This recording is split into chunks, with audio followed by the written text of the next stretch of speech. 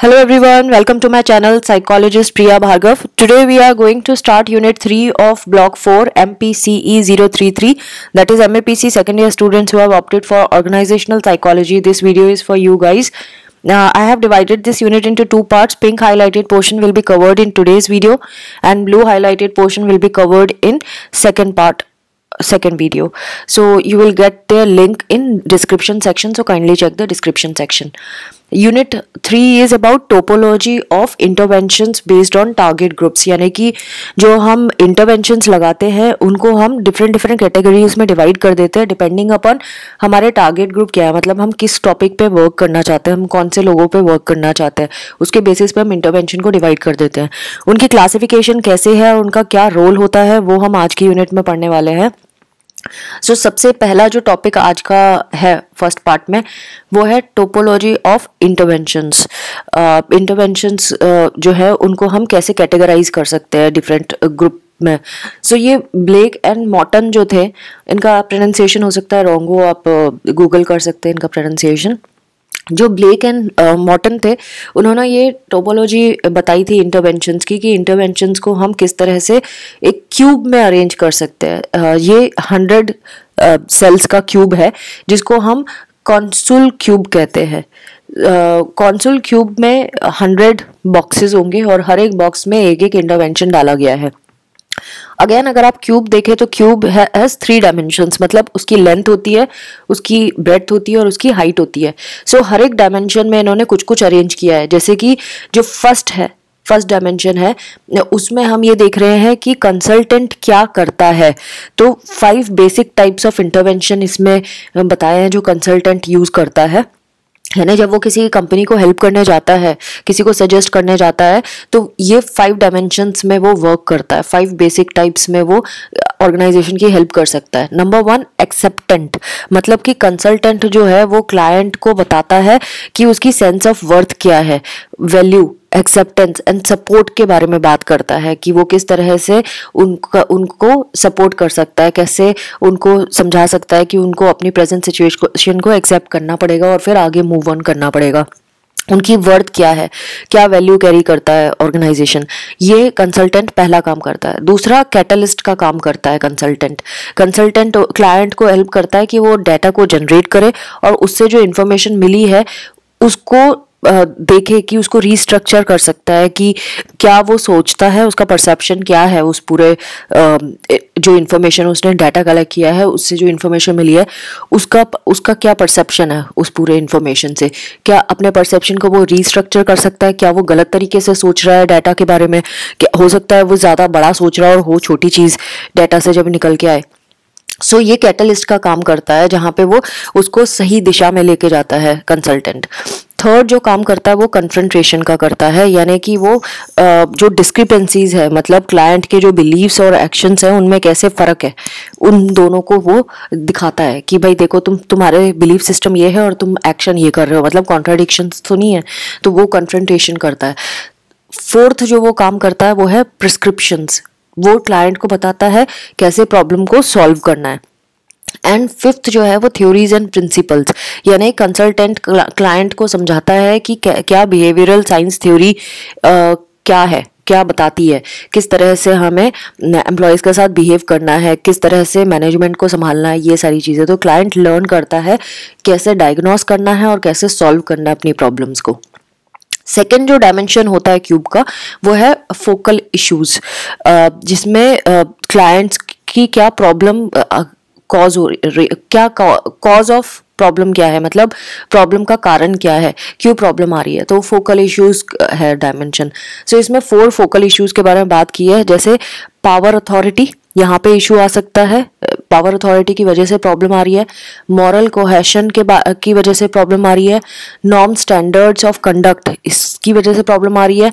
Goals and objectives की वजह से प्रॉब्लम आ रही है. तो ये 4 में से किसी भी वजह से प्रॉब्लम आ सकती है. थर्ड डायमेंशन जो क्यूब का होता है वो है यूनिट ऑफ चेंज, जो जो टारगेट ऑफ कंसल्टेशन है। तो 5 यूनिट्स हैं जो प्रपोज की गई हैं। इंडिविजुअल में चेंज लाया जा सकता है, ऑर्गेनाइजेशन के ग्रुप में चेंज लाया जा सकता है, इंटर ग्रुप के बीच में चेंज लाया जा सकता है, then organisation whole as organisation change लाया जा सकता है, और लार्ज सोशल सिस्टम्स जैसे कि कम्युनिटी हो गई और या तो सोसाइटी हो गई, उसमें भी हम देख सकते हैं कि क्या चेंज लाया जा सके, किस पे चेंज करने का हम सोच रहे हैं। सो कंसल क्यूब जो है, जो ब्लेक एंड माउंटेन ने दिया था, वो उनका मेजर कंट्रीब्यूशन हुआ है कि थ्योरीज डेवलप करने के लिए, कि कैसे कंसल्टेशन एंड इंटरवेंशन के ऊपर सारी थ्योरीज इन्होंने ही डेवलप की हैं। ना इंटरवेंशंस बहुत सारी चीज़ें करती है, डिफरेंट चीज़ करती है, और वो डिपेंड करता है कि कॉज क्या है, जो भी हो रहा है उसका कॉज क्या है। सो हम क्या इंटरवेंशन से एक्सपेक्ट कर सकते हैं वो यहाँ पे इन्होंने लिस्ट डाउन किया है। फर्स्ट, जो इंटरवेंशन है वो हमें फीडबैक दे सकती है, हमें न्यू डाटा जो है खुद के बारे में निकाल के दे सकती है कि भाई तुम्हारे बारे में हमारे को ये डाटा मिला है, या दूसरों के बारे में दे सकती है, ग्रुप्स के बारे में दे सकती है, ऑर्गेनाइजेशन के डायनामिक्स के बारे में दे सकती है, और ग्रुप में प्रोसेसेस कैसे चल रहे हैं उसके बारे में दे सकती है। टेक्निकली फीडबैक जो है वो हमें डाटा देके ये बता देती है कि कौन से डिपार्टमेंट में क्या चल रहा है, कौन से सेक्शन में क्या चीज़ें चल रही हैं, उनके डायनामिक्स के बारे में, उनके बीच में रिलेशनशिप कैसी है उसके बारे में बता देती है। Second, awareness, socio cultural norms और डिसफंक्शनल करंट नॉर्म्स जो है उसके बारे में ये बता देगी, कैसे हम चेंज कर सकते हैं सोशियो कल्चरल नॉर्म्स को ऑर्गेनाइजेशन में, अपने बिहेवियर को, एटीट्यूड को और वैल्यूज़ को हम कैसे उन नॉर्म्स के अकॉर्डिंगली मॉडिफाई कर सकते हैं, ये बता सकती है इंटरवेंशन।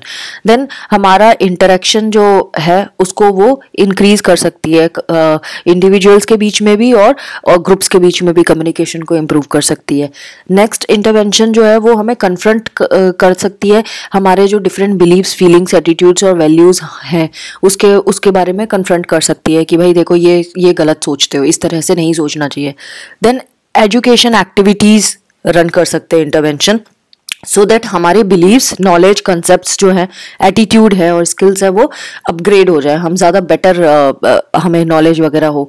देन जो प्रॉब्लम सॉल्विंग है, गोल सेटिंग है और जो न्यू आइडियाज जनरेट करने वाली बात है उसमें पार्टिसिपेशन करवा सकती है, मतलब हम सारी चीज़ों को सीख सकते हैं और उस पर वर्क कर सकते हैं अपने आप से आगे जाके।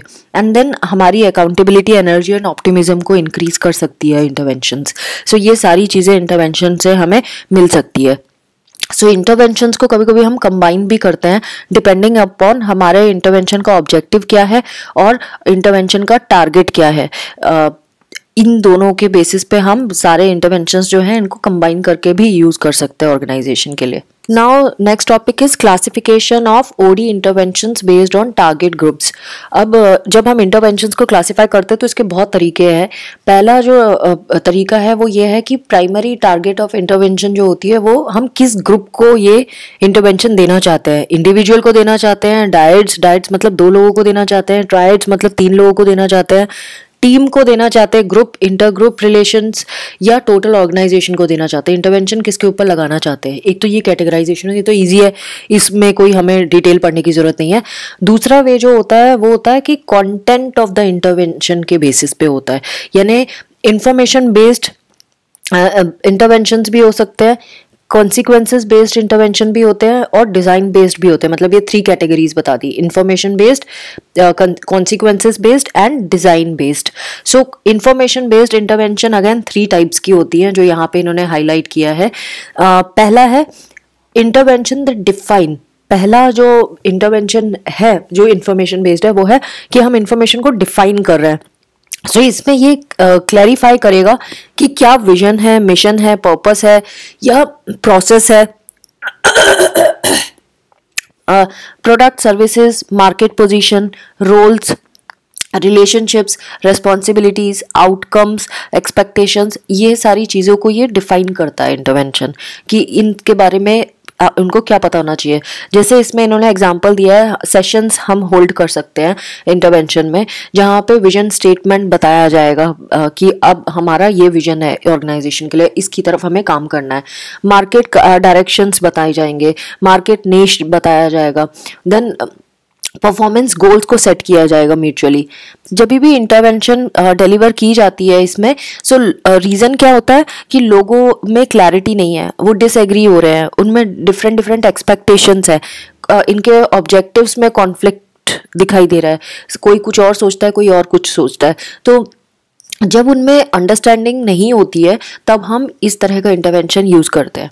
सेकेंड टाइप ऑफ इंटरवेंशन है जो इंफॉर्मेशन बेस्ड है, वो है इंटरवेंशंस दैट इन्फॉर्म। अब इसमें हम गोल्स को कम्युनिकेट करते हैं, बताते हैं, ऑब्जेक्टिव्स को बताते हैं, एक्सपेक्टेशंस, रिजल्ट्स, डिस्क्रिपेंसीज, इसके बारे में बात करते हैं इस इंटरवेंशन में। एग्जाम्पल इसमें दिया है कि हम इंटरनल न्यूज़ लेटर्स डिलीवर कर सकते हैं, डीब्रीफिंग सेशंस लगा सकते हैं, फीडबैक दे सकते हैं, इसके थ्रू हम इन्फॉर्म कर सकते हैं लोगों को। सो ये इंटरवेंशन कब हम अप्लाई करते हैं? जब इंफॉर्मेशन चेंज हो गई है, पहले कुछ और इन्फॉर्मेशन थी अब कुछ और है, लोग चेंज हो गए हैं, या फिर लोगों को पता ही नहीं है, इन्फॉर्मेशन के बारे में कुछ भी नहीं पता है, और या उनकी परफॉर्मेंस बहुत कम हो रही है, उनके कंसिक्वेंसेस क्या होंगे वो हम बताना चाहते हैं। देन इंफॉर्मेशन अभी तक जो उनको चाहिए है वो मिली ही नहीं है। इन चीज़ों में, इन सिचुएशंस में हम इंटरवेंशंस इन्फॉर्म वाला लगाते हैं। थर्ड जो कैटेगरी है इंफॉर्मेशन बेस्ड इंटरवेंशन, वो है इंटरवेंशंस दैट डॉक्यूमेंट। जब हमें इंफॉर्मेशन को कोडिफाई करना पड़ता है, प्रिजर्व करके रखना पड़ता है, सो दैट वो सबको मिले, सब एक्सेसिबल हो वो सबके लिए। सो हम फिर लाइब्रेरी सेट करते हैं, मैनुअल सेट करते हैं, एक्सपर्ट सिस्टम्स बनाते हैं, जॉब एड्स बनाते हैं, डिसीजन गाइड्स बनाते हैं। सो इस तरह की चीज़ें बना देते हैं हम। अब ये किन सिचुएशन में होती है? जब इंफॉर्मेशन ना एक्सेसिबल नहीं है, जब हमें टाइम पे चाहिए है, या इंफॉर्मेशन इतनी कॉम्प्लेक्स है कि वो एक जगह से नहीं मिलेगी। जॉब एड, मैनुअल्स ये चाहिए, या हमें ये समझ में आ रहा है कि इनएडिक्वेट इंफॉर्मेशन है और जिसको हम कहीं से ढूंढ नहीं पा रहे हैं, डिफ़िकल्ट है उसको ढूंढना, उन केसेस में हम फिर डॉक्यूमेंटेशन करते हैं। नाउ नेक्स्ट कैटेगरी है कॉन्सिक्वेंसेस बेस्ड इंटरवेंशंस, यानी रिजल्ट को देखते हुए हम इंटरवेंशन डिसाइड करते हैं, मतलब रिजल्ट मेन है इसमें। फर्स्ट टाइप का इंटरवेंशन है इंटरवेंशंस दैट रिवार्ड। ये वो एक्टिविटीज़ या प्रोग्राम्स है जो जब भी इंड्यूस की जाएंगी या मेंटेन किए जाएंगे डिज़ायरेबल बिहेवियर्स, सो दैट हम अनडिज़ायरेबल बिहेवियर को हटा दें, तो हम रिवार्ड देंगे अगर डिज़ायर्ड आउटकम आता है। यानी हम ये चाहते हैं कि आउटकम हमारे को वो मिले जो हम चाहते हैं, मतलब डिज़ायरेबल बिहेवियर, उसके लिए हम रिवार्ड देंगे। सो जैसे कि पब्लिक सेरेमनीज करना, एनुअल रिकॉग्निशन इवेंट्स करना, और परफॉर्मेंस जिसने अच्छी की है उसको रिवार्ड करना। सो उससे इंसान मोटिवेट होता है कि हाँ चलो हम अच्छा करेंगे तो हमें रिवार्ड मिलेगा। ये तब डिलीवर होता है जब हमने देखा है कि जो करंट इंसेंटिव्स है वो या तो रॉन्ग बिहेवियर को ही रीइंफोर्स कर रहे हैं, मतलब मोटिवेट कर रहे हैं गलत बिहेवियर्स को, या डिजायर्ड बिहेवियर को इग्नोर किया जा रहा है। सो हमें अब इंसेंटिव्स को चेंज करना पड़ेगा। कुछ इंसेंटिव्स ऐसे भी होते हैं जो उनको मोटिवेट करेंगे कि तुम बेटर करो, डिफरेंटली करो और अच्छा करो। सो ऐसे वाली चीज़ें के केसेस पे हमें इंटरवेंशंस दैट रिवार्ड वाला करना पड़ता है। सेकंड है इंटरवेंशंस दैट मेजर। अब हम इसमें वो एक्टिविटीज़ या सिस्टम्स को यूज़ करते हैं जो हमें डाटा प्रोवाइड करती है, न्यूमेरिकल डाटा प्रोवाइड करती है, मैट्रिसेस, बेंचमार्क्स प्रोवाइड करती है कि लोगों के हम परफॉर्मेंस को मेजर कर सकते हैं, इवैल्यूएट कर सकते हैं। जैसे कि स्कोर कार्ड बनाना है ना, एक तरह से ये है एक तरीका। फिर उनका मीन एंड वेरिएंस को जो परफॉर्मेंस का है उसको ट्रैक करना ओवर द टाइम, वो हम कर सकते हैं। सो ये कब डिलीवर होती है? जब लोगों को पता ही नहीं है किस क्राइटेरिया पे उनकी परफॉर्मेंस को जज किया जा रहा है, प्रोडक्टिविटी किस तरह से जज की जा रही है, और कैसे वो बेटर कर सकते हैं अपनी परफॉर्मेंस को, किस क्राइटेरिया के बेसिस पे उनकी परफॉर्मेंस बेटर हो सकती है, या कौन सा ऐसा मेजर है जो वो ले सकते हैं गुड जहाँ पे वो देख रहे हैं कि गुड परफॉर्मेंस लैकिंग है। सो ये इनअप्रोप्रिएट चीज़ों को कैसे मेजर किया जा रहा है। सो वो चीज़ें अगर लोगों को पता चले इंटरवेंशंस के थ्रू तो वो बेटर करने लगेंगे।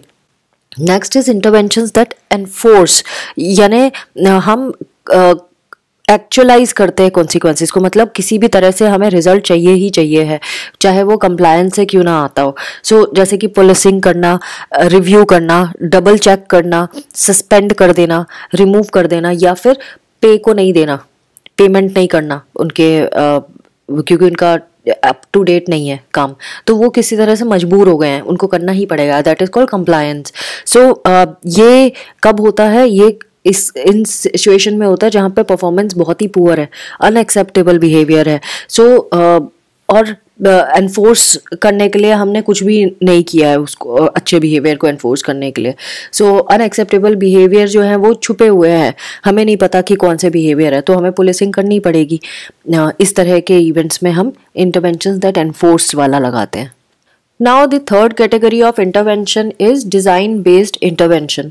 इसमें 7 सब कैटेगरीज बताई हैं। Number 1 is interventions that organise. इसमें हम स्ट्रक्चर को चेंज करते हैं, बिजनेस यूनिट्स को रीअरेंज करते हैं, रिलेशनशिप्स के बारे में बताते हैं, प्रोसेसेस, जॉब्स, टास्क जो हैं उसके बारे में बताते हैं। सो इसके एग्जांपल है जैसे री engineering process, merging functions, reorganising responsibilities, ये इसके एग्जांपल है। और ये कब डिलीवर होता है, जब करंट स्ट्रक्चर जो है वो इनएफिशिएंट है, रिजल्ट्स बहुत रिडंडेंट आ रहे हैं, ओल्ड फैशन में आ रहे हैं, एक्सेस कॉस्ट आ रही है, जो साइकिल टाइम है वो भी बढ़ रहा है इसमें, और अकाउंटेबिलिटी हिडन है, मतलब कोई ले ही नहीं रहा जिम्मेदारी गलत चीज़ों की, तब हम ये इंटरवेंशन लगाते हैं। तो ये इस इंटरवेंशन को बोलते हैं interventions that organise. Second intervention इसमें है इंटरवेंशंस दैट स्टैंडर्डाइज, यानी कि एक ऐसा सिस्टम लगाना जो स्टैंडर्ड को फॉलो करता है, इक्विपमेंट पे, टूल पे, टास्क्स को स्टैंडर्डाइज करना, ऑटोमेट करना प्रोसेसेस को, मटेरियल कंपोनेंट्स, ये सारी चीज़ें हम स्टैंडर्डाइज वे में यूज़ करते हैं। जैसे कि ISO 9000 अडॉप्ट करना, यूनिफॉर्म स्टैंडर्ड्स इम्प्लीमेंट करना। ये कब डिलीवर होता है, जब हमें इक्विपमेंट में डेविएशन दिखाई देता है, materials up to the mark नहीं होते हैं, और जो स्पेसिफिकेशन या प्रोसीजर्स हैं, कॉमन प्रैक्टिसेस हैं, वो ढंग से नहीं की जा रही हैं, स्टैंडर्ड वे में नहीं की जा रही है। उसकी वजह से क्या हो रहा है, एक्स्ट्रा कॉस्ट भी आ रहा है, जो लो यील्ड्स आ रही है, वेरिएशन आ रहा है जो क्वालिटी ऑफ वर्क है उसमें। सो तब हमें ये लगाना पड़ता है। नेक्स्ट थर्ड इसी में ही है इंटरवेंशंस दैट रीडिजाइन। ये useful, easy to use, safe and ergonomically design environment provide करती हैं एक्टिविटीज़, वर्क प्लेस पे भी, इक्विपमेंट्स में भी और टूल्स पे भी। सो इसमें हम सेफ्टी फीचर्स को बिल्ड करते हैं और इंस्टॉलेशन इस तरह से करते हैं कि अच्छे से हम इजीली उसको इंस्टॉल कर सकते हैं। सर्विसेज, मेंटेनेंस, अपग्रेडिंग, ये सारी इजी हो जाती है, इस तरह से डिज़ाइनिंग होती है। नाउ ये कब होता है, जब जो करंट वर्क स्पेस है वो वैसी नहीं है जैसी उसको होना चाहिए, इक्विपमेंट, टूल्स, मटेरियल्स ये सारे पुराने टाइप के हैं और किसी स्टैंडर्ड को फॉलो नहीं करते, सेफ्टी नहीं है उसमें और वैल्यू एडिंग नहीं हो रही है एक्टिविटीज़ में, एम्प्लॉई की हेल्थ एंड सेफ्टी को रिस्क पे डाला जा रहा है, तब हम रीडिज़ाइन करते हैं। नाउ इंटरवेंशन दैट रीफ्रेम, यानी कि न्यू पैराडिग्म हम डेवलप करते हैं, उनके न्यू पर्सपेक्टिव से लोगों को एक्सपीरियंस कराते हैं। देन क्रिएटिव सॉल्यूशंस की तरफ हम फोकस करते हैं, न्यू कंसेप्ट जो बिहेवियर में होता है उसको हम इंटीग्रेट कराते हैं उनके बिहेवियर में। देन जो भी चेंज है उसको कैसे मैनेज करना है ये भी हम इसमें करते हैं। तो यानी सब कुछ रीफ्रेमिंग हो रही है, बिहेवियर से लेके थिंकिंग से लेके सब कुछ। सो इसमें हम एजम्पशंस जो हैं करंट उसको चैलेंज करते हैं और न्यू अलायंसेस को कैसे उसमें एंटर करना है उसमें एंगेज करते हैं, ब्रेनस्टॉर्मिंग की जाती है, अल्टरनेटिव फ्यूचर क्या हो सकता है उसको भी हम क्रिएट करते हैं। सो ओल्ड एटीट्यूड को हटाना है तब हम ये वाली इंटरवेंशन लगाते हैं, जब हम चाहते हैं कि इनोवेशन एंड ग्रोथ आए और वो किसी तरह से रुकी हुई है ऑर्गेनाइजेशन में, तब हम इस इंटरवेंशन को यूज़ करते हैं। Now fifth intervention is interventions that council, मतलब ये इंडिविजुअल्स को हेल्प करती हैं सिंगुलरली भी और कलेक्टिवली अपने personal, family, career, financial issues से डील करने में। सो इसमें एग्जांपल है जैसे on site day care, retirement seminar, on site fitness centres, then employ assistance programme, ये सारी चीज़ें कंपनीज रन करती है सो दैट एम्प्लॉयज़ को हेल्प मिल सके। ये कब होता है, जब इंसान ना अपने ही पर्सनल चीज़ों में घुसा हुआ है, वो फंसा हुआ है, डिस्ट्रैक्टेड है, वो वर्क की तरफ फोकस नहीं कर पा रहा क्योंकि उसके बहुत सारे और इश्यूज पेंडिंग है और उसकी प्रोडक्टिविटी भी लिमिटेड हो जाती है, अननेसेसरीली कॉस्ट भी आती है इन चीज़ों में, पर्सनल भी आती है और ऑर्गेनाइजेशन की भी आती है क्योंकि परफॉर्मेंस ठीक नहीं है। तब उस केस में हम ये वाला लगाते हैं intervention that council. Now intervention that develop, इसमें हम स्किल्स एंड नॉलेज को बढ़ाने की बात करती है, और ये करते हैं हम ट्रेनिंग से, कोचिंग से, ऑन द जॉब एक्सपीरियंसेस जो हो रहे हैं स्ट्रक्चर्ड वे में देते हैं। तो ये कब होता है? जब करंट परफॉर्मेंस सफ़र कर रही होती है, फ्यूचर परफॉर्मेंस भी सफ़र करेगी क्योंकि उनमें नॉलेज और स्किल नहीं है, तो हमें उनको ट्रेनिंग देनी ही पड़ती है। Seventh type of intervention is interventions that align, यानी कि ये पर्पस और प्रैक्टिस, पर्पस क्या है और हम प्रैक्टिस कैसी कर रही हैं, उन दोनों के बीच में कॉन्ग्रुएंस हो जाए, यानी दोनों साथ साथ चले। हमारा जो पर्पस है उसको अचीव करने के लिए ही हम प्रैक्टिस कर रहे हैं, यानी कि ओल्ड फैशन प्रैक्टिस है वो नहीं होनी चाहिए। तो जब जैसा हमारा पर्पस है वैसे ही हम प्रैक्टिस कर रहे हैं तो हमारा पर्पस रिजॉल्व होगा। इसमें आता है कि क्रॉस फंक्शनल टीम्स बनाना, कस्टमर फीडबैक लेना, इंटरनल और एक्सटर्नल फीडबैक्स देखना कि भाई क्या चल रहा है, स्टेटस क्या है, तो उससे हमें पता चल जाता है कि भाई हम कितना पानी में हैं। अब ये कब किया जाता है? ये जब किया जाता है जब हमें current behaviour, systems, structure, environment के बारे में पता चल रहा है और हमें ये पता चल रहा है कि ये सारी चीज़ें सपोर्ट नहीं करती ऑर्गेनाइजेशन के गोल को, तब हम इसको अप्लाई करते हैं। नाउ अब हम समझेंगे कि कौन सी इंटरवेंशंस हम लगाएं टारगेट ग्रुप के बेसिस पे। मतलब बहुत सारे टारगेट ग्रुप्स हमने पढ़ा था, तो ये बता रहा है टोपोलॉजी ऑफ ओडी इंटरवेंशंस, कौन कौन से इंटरवेंशन किस ग्रुप, टारगेट ग्रुप पे लगाए जा सकते हैं। जैसे अगर आपको याद हो, जब हमने ये यूनिट शुरू की थी तब हमने इंडिविजुअल, डायट्स, ट्राइड्स के बारे में पढ़ा था, team groups and inter group, इन सब के बारे में पढ़ा था। तो ये टेबल हमें बता रही है कि इंडिविजुअल्स के ऊपर हम कौन से इंटरवेंशन लगा सकते हैं, डायट्स एंड ट्राइड्स पे कौन से लगा सकते हैं, टीम एंड ग्रुप्स पे कौन से लगा सकते हैं, इंटर ग्रुप रिलेशंस पे, फिर टोटल ऑर्गेनाइजेशन में कौन से लगा सकते हैं। सो ये तो मैं रीड नहीं करूँगी क्योंकि ये लर्निंग नहीं देगा, ये समझना ज़रूरी है। तो मैंने बता दिया कि क्या बता रहे हैं इस टेबल में, वो आपको पता होना चाहिए। आप चाहो तो हर एक के दो दो एग्जाम्पल लर्न कर सकते हो, आपको सारा लर्न करने की जरूरत नहीं है, बट इस बुक को रख सकते हैं आगे फर्दर अगर आपको प्रैक्टिस में यूटिलाइज हो ये सारी चीज़ें। Now the last topic of today's video is description of OD interventions based on target groups. Target groups के basis पर हम intervention लगाते हैं। So target group जैसे हमने पढ़ा ऊपर वाले टेबल में कि इंडिविजुअल भी हो सकता है, dyad, triad, team groups, inter groups, then organisation पूरा भी हो सकता है। तो इंटरवेंशंस जब भी हम लगाते हैं तो हमारा फोकस होता है कि क्या प्रॉब्लम वो टारगेट ग्रुप फेस कर रहा है, उसके बेसिस पे हम लगाते हैं। अगर इंटरवेंशन जब भी हम प्लान करेंगे, कोई प्रोग्राम अगर प्लान करेंगे तो उसमें वो एक्टिविटीज़ होंगी जो उनकी उन प्रॉब्लम्स को रिजॉल्व करेगा, कुछ चेंज लाएगा, और वो ओवरऑल जो चेंज उनमें आएगा वो ऑर्गेनाइजेशन के गोल को अचीव करने में हेल्प करेगा, ऑर्गेनाइजेशन अपना गोल अचीव कर पाएगा। अगेन कभी कभी हम पूरे ऑर्गेनाइजेशन पे भी लगाते हैं जब हमें ये पता चलता है कि एक लार्ज डिग्री पे हमें चेंज लाना है, तो पूरा का पूरा रेंज ऑफ इंटरवेंशंस हमें अप्लाई करनी पड़ती है, डिज़ाइन करनी पड़ती है, और उसमें सबके एटीट्यूड चेंज होते हैं, ग्रुप के भी होते हैं, इंडिविजुअल्स के भी होते हैं। और अगर हमें स्मॉल चेंज लाना है ऑर्गेनाइजेशन में, तो हम जो इंटरवेंशंस लगाते हैं उसका टारगेट होता है कि हम कुछ पर्टिकुलर, जैसे कि कोई पॉलिसी को चेंज करना है, या मैनेजमेंट स्ट्रक्चर्स चेंज करना है, वर्क स्किल्स चेंज करनी है, या पर्सनल पॉलिसीज ही चेंज करनी हो। नाउ वन बाय वन हम इसको समझेंगे। इंटरपर्सनल इंटरवेंशन के बारे में सबसे पहले समझेंगे। ये डिज़ाइन किया जाता है जब हमें इंडिविजुअल स्किल्स, नॉलेज और इफेक्टिवनेस के ऊपर वर्क करना है। सो इसमें हम ग्रुप डायनामिक्स को यूटिलाइज करते हैं, इंडिविजुअल्स के बारे में इंफॉर्मेशन गैदर करते हैं, क्या लूजली स्ट्रक्चर्ड मीटिंग्स हम रन करते हैं जिसमें इंडिविजुअल जब आपस में बात करते हैं, ग्रुप मेंबर्स एक दूसरे के बारे में पता लगाते हैं, उनकी फीलिंग्स, मोटिवेशन, बिहेवियर के बारे में उनको पता चलता है। सो ये एक दूसरे की अंडरस्टैंडिंग में हेल्प करता है। सो ये कब लगाया जाता है? जब हम परफॉर्मेंस रिव्यू प्रोसेस कर रहे होते हैं, उसको इम्प्रूव करने के लिए लगाते हैं। ट्रेनिंग प्रोग्राम्स क्रिएट करना है अगर हमें, तो उसको बेटर कैसे ट्रेनिंग प्रोग्राम बनाया जाए उसको करने के लिए हम ये डिज़ाइन करते हैं इस तरह की मीटिंग्स। एंड देन वर्कर्स को हेल्प हो कि वो आइडेंटिफाई कर सके कि उनके करियर गोल्स क्या हैं, क्या उनके ट्रू वांटिंग क्या है, कॉन्फ्लिक्ट वो रिजॉल्व कर सके, अपने करियर गोल्स की तरफ ध्यान दे सके। नेक्स्ट जो इंटरवेंशन है वो है ग्रुप इंटरवेंशन, यानी जब हम टीम्स के ऊपर वर्क करना चाहते हैं। ऑर्गेनाइजेशन के अंदर बहुत सारे ग्रुप्स होते हैं, सो वो इफेक्टिवली वर्क करें, इस वजह से उनके बीच में कम्युनिकेशन अच्छे से हो, हेल्दी बैलेंस रहे सारे पर्सनल एंड ग्रुप की नीड्स को लेकर। देन ये जो ऑटोक्रेसी चलती है ग्रुप के अंदर भी, उसको हम अगर हटाना चाहते हैं तो हम ये लगाते हैं।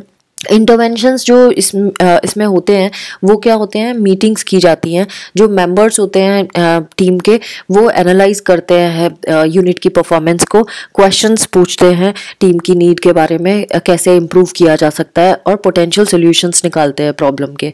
सो मेंबर्स आपस में प्रॉब्लम के बारे में बात करेंगे, कोवर्कर्स को अवेयरनेस होगी जो अनअवेयर थे पहले, और प्रॉब्लम सॉल्विंग होगी, और ग्रुप डायनामिक्स भी इम्प्रूव होगा। ना इंटर ग्रुप इंटरवेंशंस, ये वो प्रोग्राम है जो हेल्प करते हैं डिफरेंट ग्रुप्स के बीच में सही से कोऑपरेशन हो, उनके बीच में कोई कॉन्फ्लिक्ट ना रहे और एफिशिएंसी बढ़ जाए। तो डिफरेंट यूनिट्स होती हैं जो क्योंकि रिसोर्सेज जो होते हैं कंपनी में वो लिमिटेड होते हैं, तो उनके बीच में इस बात को लेकर बड़ा झगड़ा चल रहा होता है। सो इसमें कॉन्फ्लिक्ट रेजोल्यूशन मीटिंग की जाती है जिसमें डिफरेंट ग्रुप लीडर्स जो होते हैं वो एक साथ बैठते हैं, अपने कमिटमेंट के बारे में बात करते हैं और इंटरवेंशंस के बारे में सोचते हैं कि हम कैसे कौन सी इंटरवेंशन लगा सकते हैं। जो टीम्स है वो पहले सेपरेटली मीट करती हैं, अपनी फीलिंग्स को लिस्ट डाउन करती हैं ग्रुप के बारे में या डिफरेंट ग्रुप्स के बारे में, और फिर जो ग्रुप मीटिंग होती है एक, जहाँ पे वो अपनी लिस्ट को शेयर करते हैं। अब टीम्स जब आपस में मिलती हैं तो वो अपनी प्रॉब्लम्स के बारे में डिस्कस करती हैं, सॉल्यूशंस को डेवलप करती हैं एक दूसरे की हेल्प से, और फिर ग्रेजुअली उनके बीच में जो टेंशन है वो डिफ्यूज हो जाती है। Next is rotating membership interventions, यानी कि इसमें हम नेगेटिव इफेक्ट जो इंटर ग्रुप का होता है, जो राइवलरी चल रही होती है ग्रुप्स के बीच में, उसको मिनिमाइज करने की कोशिश करते हैं। इसमें जो एम्प्लॉयज है वो आपस में समझते हैं कि कैसे क्या गड़बड़ है इनके बीच में। सो हम क्या करते हैं, एक ग्रुप के मेंबर को राइवल ग्रुप में डाल देते हैं। जब वो उनसे इंटरेक्ट करता है तो उनके बारे में वो समझने लगता है। जॉइंट एक्टिविटी की जाती है, ओडी जॉइंट एक्टिविटी, जिसमें मेंबर जो है आपस में बैठते हैं, एक साथ काम करते हैं। सो उनको बहुत सारी चीज़ों के बारे में अवेयरनेस होती है, क्योंकि हम जब किसी ग्रुप के मेंबर नहीं होते तो हमारे को हमेशा उसको हम दूसरे तरीके से जज करते हैं, लेकिन जब हम उस ग्रुप के मेंबर होते हैं तो हम उसको दूसरे परसेप्शन से देखने लगते हैं, हमें समझ आता है क्या अंदर की बात क्या है। सो डिसॉल्व होने लगते हैं वो जो राइवलरी वाली चीज़ें हैं। कॉमन एनिमी इंटरवेंशन भी एक टेक्निक है जिसमें कॉमन एनिमीज फाइंड करते हैं, मतलब दो या दो से ज़्यादा ग्रुप के हो सकता है कॉमन इश्यूज हो, तो जब वो एक साथ काम करते हैं तो उनको पता चलता है कि कैसे उस थ्रेट से ओवरकम करना है, अपने अपने आइडियाज़ को शेयर कर सकते हैं।